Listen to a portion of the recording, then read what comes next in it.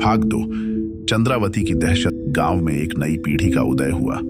युवा लड़कों और लड़कियों के लिए चंद्रावती की कहानी केवल एक पुरानी दादी की कहानी लगती थी। वे इसे सच नहीं मानते थे और अक्सर जंगल के पास जाकर एक दूसरे को डराने की कोशिश करते थे।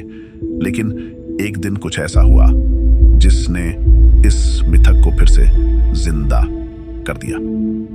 गांव का एक साहसी युवक अर्जुन अपने दोस्तों के साथ जंगल में गया। अर्जुन को चंद्रावती की कहानी पर यकीन नहीं था। उसने चुनौती दी, अगर सचमुच चंद्रावती की आत्मा है तो मैं उसे खुद देखूंगा। उसके दोस्त डर गए और पीछे हट गए, लेकिन अर्जुन जंगल के अंदर चला गया। जंगल में हर ओर सन्नाटा था। पत्तों की सरसराहट और अजीब सी ठंडी हवा उसे घेरने लगी। कुछ देर तक उसे कुछ नहीं दिखा, लेकिन फिर अचानक उसे एक पुराना खंडहर मंदिर दिखाई दिया। अर्जुन ने सोचा कि यह वही मंदिर होगा जहां चंद्रावती ने तांत्रिक पूजा की थी। जैसे ही वह मंदिर के अंदर गया, वहां की हवा भारी और डरावनी लगने लगी। दीवारों पर अजीब चित्र बने थे और वहां एक टूटी हुई मूर्ति पड़ी थी, जिसे देखकर अर्जुन को झुरझुरी महसूस हुई। लेकिन उसने खुद को संभाला और मूर्ति के पास जाकर उसे छूने की कोशिश की।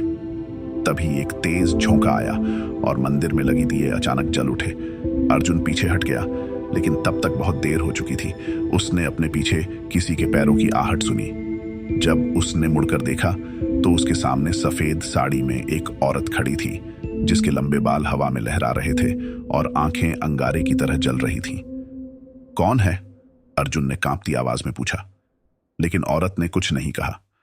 उसकी ठंडी क्रूर हंसी पूरे मंदिर में गूंज उठी। अर्जुन के पैर जड़ हो गए। तभी औरत ने धीरे धीरे उसकी ओर बढ़ना शुरू किया। अर्जुन को समझ में आ गया कि वह चंद्रावती की आत्मा है। उसने भागने की कोशिश की, लेकिन उसकी टांगों ने उसका साथ छोड़ दिया। जब वह करीब पहुंची तो उसने कहा, तुमने मेरे श्रापित मंदिर को अपवित्र किया है। अब तुम भी इस श्राप का हिस्सा बनोगे।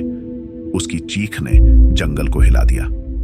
अगले दिन अर्जुन का कोई नामो निशान नहीं मिला।